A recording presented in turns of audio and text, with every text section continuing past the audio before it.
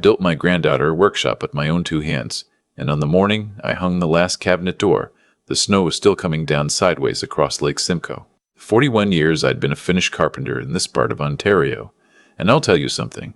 There's a particular quiet you only get standing inside a building you made yourself, when the heat's just kicked on and the wood's settling, and the windows are frosted up so you can't even see the road. That morning, I cried a little. Not a lot. I'm not that kind of man. But I stood in the middle of that workshop with sawdust still on my flannel, and I thought, this is the best thing I've ever made for anyone. The workshop sat on a half-acre I'd carved off my own property up near Beaverton, about 20 minutes from where my daughter's family was living in Brock Township. 940 square feet post and beam construction, all of it from a barn that came down in Uxbridge in 2019. Barnboard pine. Hand-hewn beams that probably went up before Confederation. You could see the broad axe marks if you ran your fingers along the underside. I'd had those beams stacked behind my garage for 4 years, drying, waiting. I didn't know what they were waiting for until my granddaughter Marlo turned 16 and told me, over Sunday dinner at my kitchen table, that she wanted to be a furniture maker. 16 years old, sitting there with her chipped black nail polish and her hair half tucked behind one ear, telling me she'd been watching videos on Japanese joinery at school during her spare period. My daughter rolled her eyes. I saw it. My son-in-law made some crack about how that wasn't a real career anymore, but Marlo just looked at me, and I looked at her, and I knew right then I was going to build that girl a shop. It took me 2 years and 7 months. I was 68 when I broke ground and 71 when I drove the last screw. My wife, God rest her, passed in the middle of the second winter, and I'll be honest, that workshop is half the reason I made it through. There were mornings I'd go out there at 5 a.m. just to be alone with the smell of cedar and the sound of my own planer. Marlo came up some weekends, especially after her grandmother died. We'd work side by side, not talking much. She'd sweep the shavings while I cut dados. She learned how to read a tape, how to set a hand plane, how to listen for the difference between dry pine and pine that still had moisture in it. She was good. She had patience, which most kids her age don't have, and she had an eye, which you can't teach. By the time I finished, she was 19 and starting her second year at Georgian College in their woodworking program up in Barrie. The workshop was meant to be her graduation present. I'd already had the surveyor out, already had the paperwork drawn up to sever the lot and gift it to her outright once she finished her diploma. The building itself was insured for $230,000, but that wasn't what it was worth. It was worth every Saturday I spent on my knees scribing baseboards. It was worth my wife bringing me coffee in February with a wool blanket over her shoulders. You can't put a number on that, except, as it turned out, you can. I'd planned a small thing for her 20th birthday, just family. My daughter Beth, my son-in-law Curtis, Marlo, and her older brother Jonah, who was 26 and working in finance down in Toronto. Beth wanted to do it at a restaurant in Aurelia, but I asked if we could do it at my place and have everyone come see the shop. I'd kept it locked. Marlo had been inside maybe a dozen times during construction, but she hadn't seen the finished interior. I'd installed the workbench the week before, 12 feet of laminated maple, 3 inches thick, built to take a beating for 50 years. I'd put a wood stove in the corner. There was a coffee station with a little kettle. I'd even built her a tool wall with pegs cut to the exact silhouette of every tool I was passing down to her. Chisels my own father gave me in 1979. A Stanley No. 4 plane I'd had since I was a kid. The day of the birthday it was bright and cold. The way late January gets up there, sun bouncing off the snow so hard it hurts your eyes. Beth and Curtis came up the driveway in their Audi. Jonah drove up separately with his girlfriend Priya, who I'd only met twice. Marlo drove herself in the little Subaru I'd helped her buy secondhand. I had a fire going inside the house and a tray of butter tarts from the bakery in Beaverton, because Marlo always loved them as a kid. We had lunch first. Beth had brought a salad and a bottle of white wine. Curtis kept checking his phone. Jonah and Priya were polite enough, but you could tell they'd rather have been anywhere else. Marlo sat next to me. She always did. After we ate, I stood up and tapped my glass. It was just water in mine. I don't drink anymore. and I said I had something to give her. I took the key out of my shirt pocket. It was a little brass key on a piece of leather cord I'd cut from an old tool belt of my father's. I told her, "Sweetheart, the shop's yours. Building, land, everything inside it. Happy birthday." Marlo started crying before I even got the key into her hand. She came around the table and hugged me so hard I felt hers shaking. I hugged her back, and I'll tell you, I felt my wife in that hug somehow, like she was standing right there. Then we all walked out to the workshop.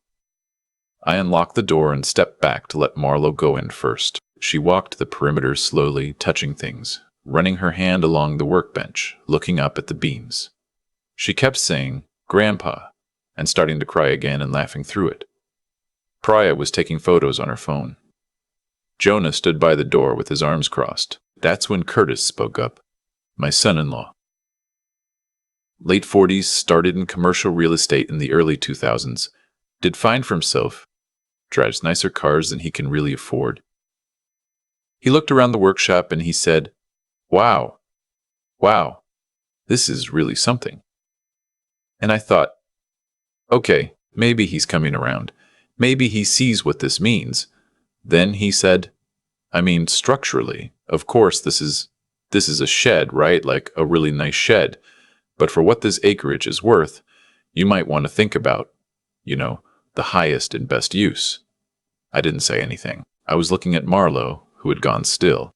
Beth, my own daughter, laughed nervously and said, "Curtis, come on." But Curtis kept going.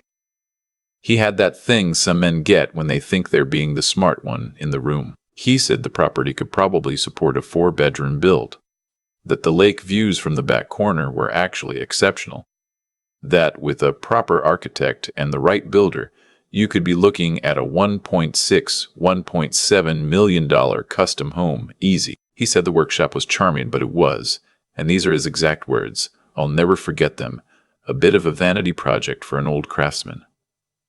A vanity project. I looked at Marlo. Her face was doing something I'd never seen before. Not anger. Embarrassment, almost, like her father had peed on the rug at a dinner party. She said quietly, "Dad, please." But Curtis just held up his hands and said he was only being practical. That Marlo was 20 years old and her career plans might change. And what would she do with this place if she ended up moving to Toronto or Vancouver in 5 years? Then Jonah, my own grandson, chimed in. He said, "Honestly, Grandpa, no offense, but the math here is kind of brutal. You sunk what, 200 grand into a building that's adding maybe 90 to the appraised value? You'd be doing her a favor by selling the lot raw." Priya, his girlfriend, had stopped taking photos. Marlo wasn't crying anymore. She was just standing there in the middle of the shop. By the workbench I'd spent 4 months laminating, and she was looking at her father like she didn't know him. Curtis said, "Look, we love you, Grandpa. We love that you did this. But let's be real adults about it. If we sold the lot, even subdivided, kept your house, Marlo could walk away with maybe $450 after capital gains. That's a real start. That's a down payment in this market. That's something that actually sets her up. A shed full of old hand tools is a hobby. A $450 check is a future." He actually said "Chet" twice. I could feel my pulse in my jaw. 41 years of finish work, my wife's last winter, my father's chisels on the wall behind me. A shed. Marlo looked at me with these huge eyes and said, "Grandpa, I'd never." And I just put my hand on her shoulder and squeezed. I told everyone I needed a minute. I went back to the house. I stood in my kitchen with my hands on the counter, and I looked out the window at the workshop sitting there in the snow, and I thought about my wife, and I thought about what she would have said. She would have said, "Don't do anything stupid, love." So I didn't. Not that day. I went back out. I smiled. I cut the cake. I gave Marlo the key and told her in front of all of them that the shop was hers no matter what anyone else thought. Curtis at least had the decency to look uncomfortable. They left around 4. Marlo stayed an extra hour, sitting on the workbench, swinging her feet. Both of us just quiet. Before she left, she said, "Grandpa, I'm so sorry about Dad." I told her it wasn't her sorry to say. That night, I sat in my recliner and I thought about it for a long time. The thing is, and I want to be clear about this, I wasn't angry at Marlo. Not for 1 second. Marlo had done nothing wrong. Marlo loved that shop. But the shop wasn't going to be hers. Not really. Not the way I'd intended. Because as long as her father had any say, he was going to be in her ear about selling it, about highest and best use, about how much money she was leaving on the table. And eventually, in a year, in 5 years, in 10, she was going to give in, because that's what kids do when their parents wear them down. I'd seen it before. And I thought about something else. Curtis had been in commercial real estate for 20-some years. He knew exactly what that property was worth. He hadn't pulled those numbers out of the air. He'd already run them, probably more than once. Probably the minute he found out I was building a shop instead of a spec house. The next morning, I called my lawyer, a woman named Anja who'd handled my wife's estate and who I trusted more than I trust most people. I asked her to put the whole property, house, workshop, land, everything, on the market. I told her I wanted a quiet listing, no sign on the lawn, just word of mouth through the right realtor. I told her what I wanted to ask. She didn't blink. She said, "Are you sure?" I said I was sure. I said I'd already lost my wife, and I wasn't going to lose my granddaughter to her father's greed, and the only way to keep what I'd built clean was to take it out of his reach entirely. I called Marlo that afternoon. I told her exactly what I was doing and exactly why. I told her she was getting every dollar I made on the sale in trust for her to use however she wanted. Workshop, school, business, house of her own, whatever. I told her I was sorry it had to be this way. She was quiet for a long time. Then she said, "Grandpa, are you going to be okay?" That's what she said. Not what about my workshop? Not where will you live? Just, are you going to be okay? I told her I would be. The realtor, a man named Desmond out of an office in Lindsay, came up 2 days later. I walked him through everything. The septic, the well, the 400 feet of lake frontage I'd never even talked about because I'd never planned to sell. He went quiet when he saw the workshop. He's a guy who'd seen a lot of buildings. He stood inside it and he said, "Sir, I have to be honest with you. People are going to come from Toronto for this." I said good. He listed it 3 weeks later, off-market, to a curated list of his clients. Asking was 1.49.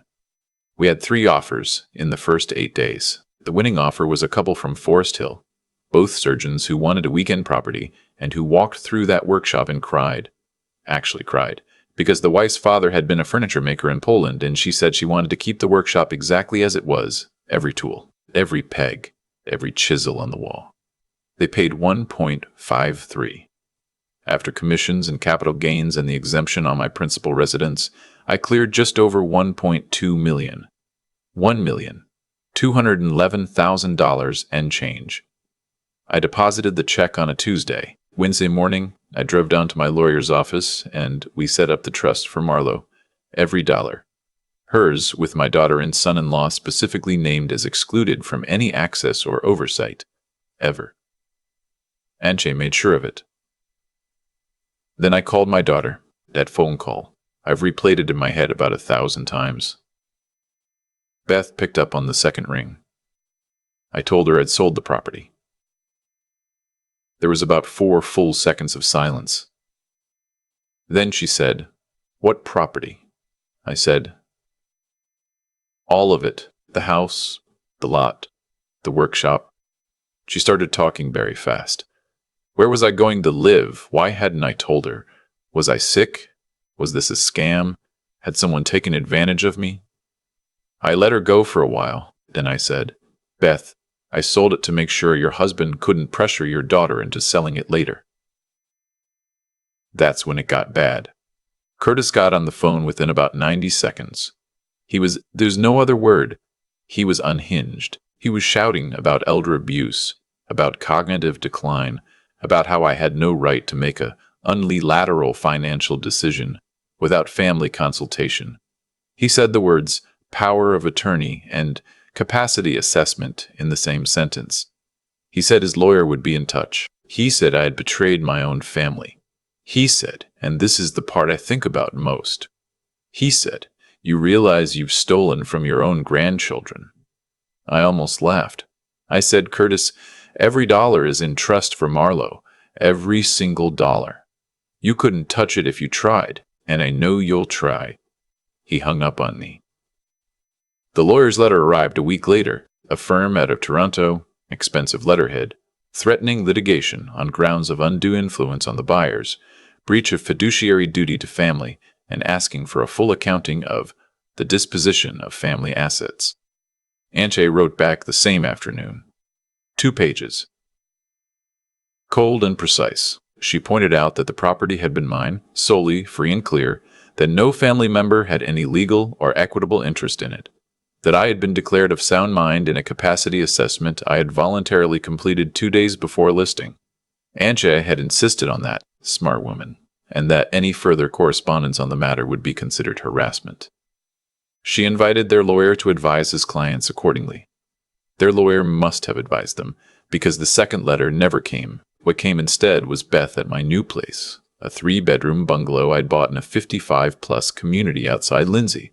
She showed up on a Saturday afternoon in March. No warning. She'd been crying. She sat at my kitchen table, and she said, Dad, I don't know who you are anymore. She said I'd torn the family apart over a misunderstanding. She said Curtis was just trying to be helpful, that he'd phrased things badly, that I'd overreacted. She asked if I would consider, and these are her words, unwinding the trust and putting some of the money back into the family where it belonged. I told her no. She cried harder. She said Jonah was getting married in the fall, and the wedding was costing them $70,000, and Curtis's commission income had been bad for 2 years, and they were stretched thin, and the money would have made an enormous difference. I told her I was sorry to hear it, but the answer was no. The money was Marlo's. It had always been meant for Marlo. It was just in a different form now. Beth said, What about Jonah? You only love one grandchild? I told her, and I tried to say this gently, I told her that I loved both of my grandchildren equally, but only one of them had ever once asked me about my work. Only one had sat in my shop and learned to sharpen a chisel. Only one had cried at her grandmother's funeral and cleaned out my wife's closet with me afterwards, because she knew I couldn't do it alone. I told her Jonah was a fine young man, but he had made his choices about who to be in this family, and Curtis had made his, and so had she, by sitting silent in that workshop on Marlo's birthday while her husband called her own father's life work a vanity project. That's when Beth got quiet. She didn't argue with that part. She knew it was true. She left without hugging me. That hurt. I won't pretend it didn't. The next 6 months were hard. Marlo came every Sunday, sometimes with a friend from school. We'd go to a little diner I'd found in town, then come back and watch hockey. She didn't touch the trust money, not for over a year. She finished her diploma. She rented a small space in an industrial bay in Barrie and started taking commissions. She paid for it out of her own savings on principal. The trust just sat there earning interest. Curtis didn't speak to me for 8 months. Beth called sporadically, mostly when she wanted to test the waters about the money. The answer was always no. Eventually, she stopped asking and started actually talking to me again, the way a daughter is supposed to talk to her father. It wasn't the same. I don't know if it ever will be. But it was something. Jonah got married in October. I went to the wedding. Curtis didn't speak to me directly, but he didn't stop me from being there either. Marlo walked in with me and sat next to me at the family table, and that's all that mattered. About a year after I sold the property, Marlo came to me with a proposal. She had it written up like a business plan, the way they teach them to do at college now. She wanted to use about $120,000 from the trust to buy a small commercial building on the main street in Beaverton, an old hardware store that had closed during the pandemic.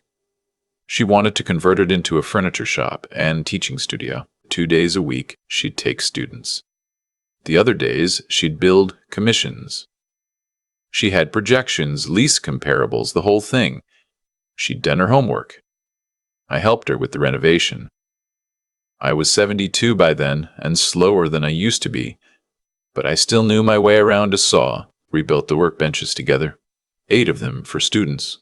We salvaged the old hardware store's pressed tin ceiling and refinished it. Marlo named the shop after my wife, her grandmother, without telling me. I didn't know until the sign went up. I cried in the parking lot when I saw it. I'm not above admitting that. Last summer, my great-granddaughter was born, Jonah and Priya's little girl. Beth called and asked if I'd like to come meet her. I drove down to Toronto for the day. Curtis was there, of course. He shook my hand at the door. Stiffly, but he shook it. We didn't say much to each other. I held the baby. She had Jonah's mouth and her grandmother's nose. My Beth, I mean. Beth as a baby. I'd forgotten how that nose looked until I saw it on a new face. When I left, Curtis walked me to my truck. He stood there for a long time with his hands in his pockets. Then he said, I shouldn't have called it a shed. That was it. That was all he said. He didn't apologize. He didn't take it back. Not really. But he said that one sentence, and I understood that for him, that was probably as close as he was ever going to get. I told him, no, you shouldn't have. And I got in my truck and I drove home. Marlo's shop is in its 3rd year now. She's got more commissions than she can handle. She hires students part-time. The workbench I built for her on her 20th birthday is in the front window of the studio. The surgeon's wife from Forest Hill called Marlo it last spring and asked if she'd like to have it back. Just gave it to her. Drove it up herself in a U-Haul. That's the kind of person buys a place like that. The workshop, the rest of it, is still standing exactly as I built it. The surgeon's wife sends me a Christmas card every year with a photo of the wood stove burning. She signs it, from the caretakers.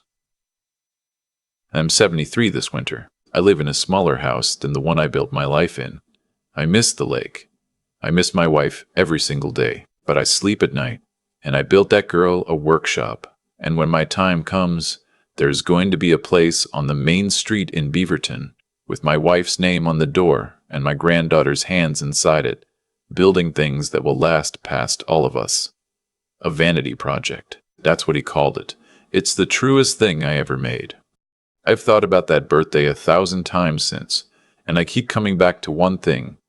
The moment my son-in-law called my workshop a shed, he wasn't really insulting a building. He was telling me, plainly and without meaning to, exactly who he was and exactly what he believed had value in this world.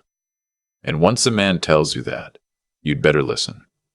Because everything that comes after follows from it as surely as winter follows fall. That's the law I've lived by, and it never lies.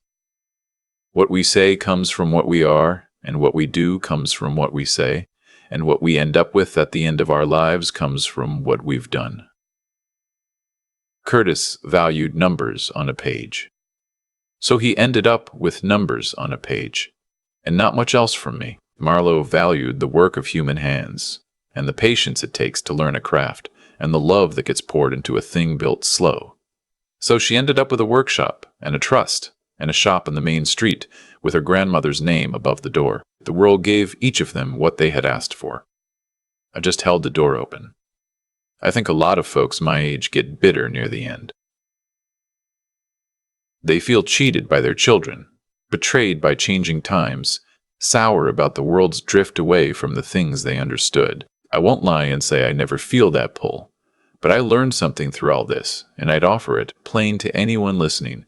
Character isn't an inheritance. You don't pass it down by writing it into a will. You pass it down by what you build and who you let stand beside you while you're building it. Marlo stood beside me. Jonah didn't.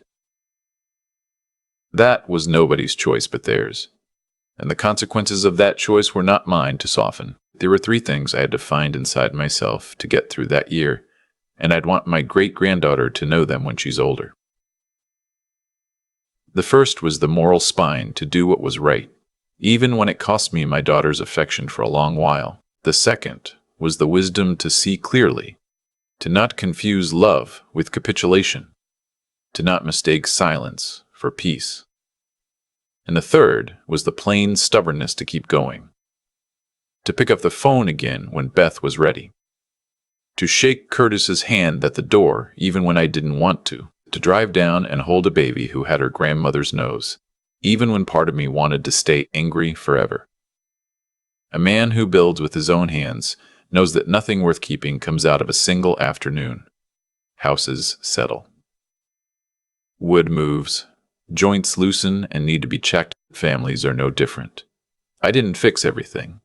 I won't in the years I've got left, but I held the line where it mattered, and I made sure my granddaughter wouldn't be punished for someone else's appetite. And I taught her by what I did, not by what I said, that her work means what she says it means, and nobody else gets to put a price on it. That's the only inheritance I ever cared about leaving.